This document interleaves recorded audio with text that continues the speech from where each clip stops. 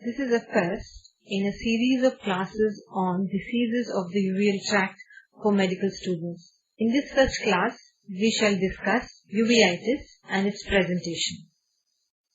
Uvea is the middle coat of the eyeball and it is the major blood supply to the eye. In fact, most of it is made up of blood vessels only.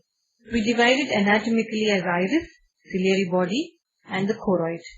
Inflammation is very common in the uveal tract, basically because of its blood supply.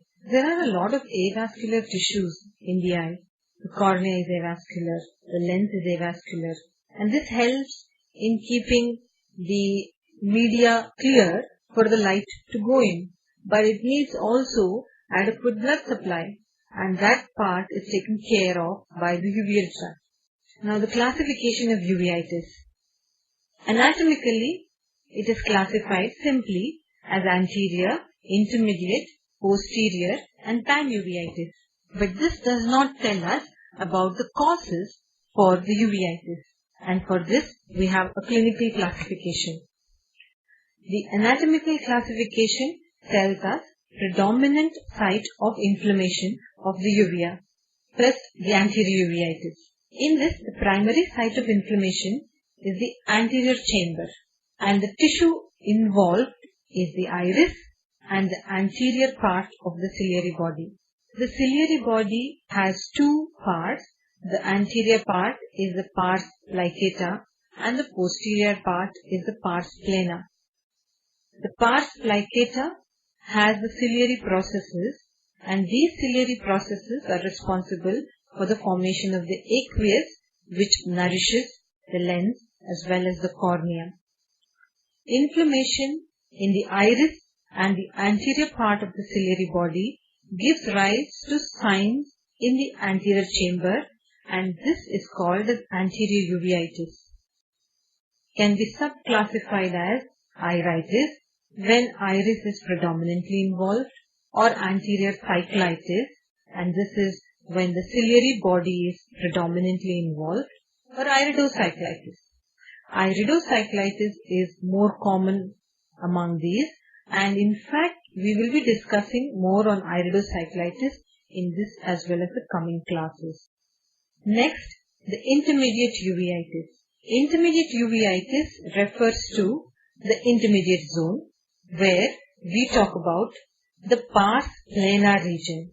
The pars plana and the peripheral retina, which is the anterior retina, is closely adherent to the vitreous, the anterior vitreous. So these three, posterior part of ciliary body, which is pars plana, the anterior retina or the peripheral retina, and the anterior vitreous. Inflammation occurring in these three zones gives rise to intermediate uveitis.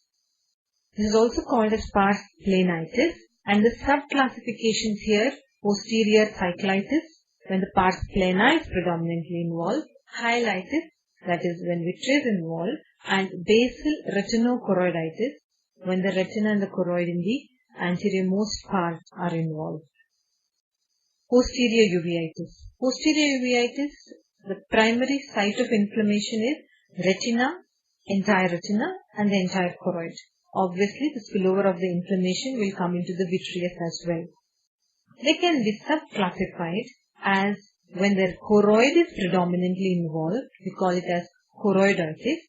A choroiditis can be focal when only one single focus of inflammation is present in the choroid, or multifocal, more than one such focus of inflammation, or diffuse when whole choroid is diffusely involved.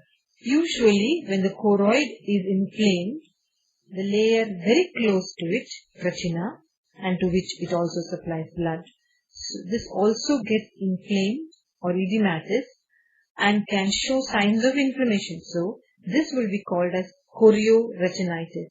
It can work the other way around, that is, retina is predominantly involved in the inflammation and choroid being very close to it can get secondarily involved, then we call it as a retinochoroiditis. Some of the conditions in uveitis have neurological associations and then they are called as neurouveitis, and all these are under posterior uveitis. This is how a normal posterior part of the retina would look like. We call it the posterior fundus. You can see the optic disc, the vessels, the macula, because of the clarity of the visual media, vitreous being clear, lens being clear, aqueous being clear. And the choroid is not seen as such because the retina is covering it, but the red color of the fundus is because of the choroid. The only alteration to it is because of the retinal pigment epithelium. The rest of the layers of the retina are transparent for the light to pass through and hit the photoreceptors. When there is inflammation, the picture gets altered and areas of inflammation will look yellowish, white and opaque. After the anterior, intermediate and posterior uveitis, there is another group of uveitis called pan-uveitis. Here, the inflammation is seen in all the parts of the choroid.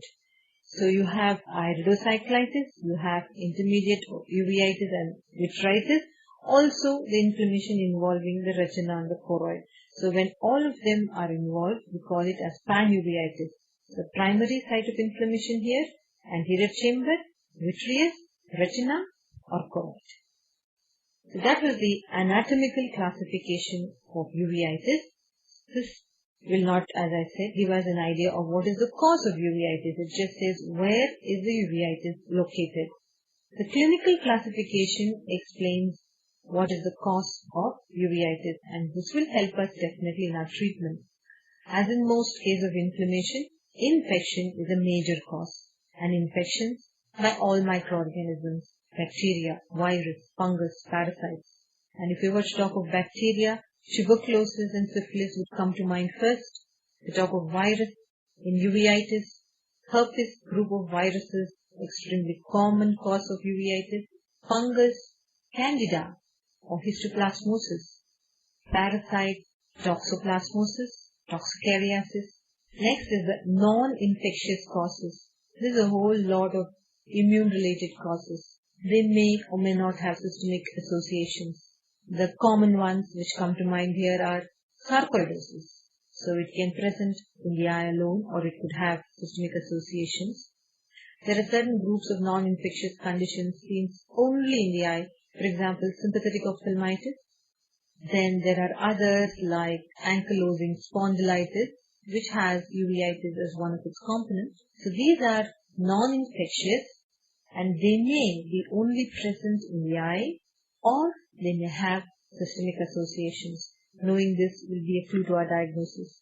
Another group, masquerade syndromes. These are not uveitis, but they present as uveitis. They are great mimickers of uveitis. And one would be confused if it's not kept in mind that they were only uveitis. It could be as serious as a neoplastic condition. We're talking here of leukemia, lymphoma, retinoblastoma, or it could be non-neoplastic conditions mimicking uveitis like a retained intraocular foreign body or retinitis pigmentosa. So this would be the clinical classification of uveitis.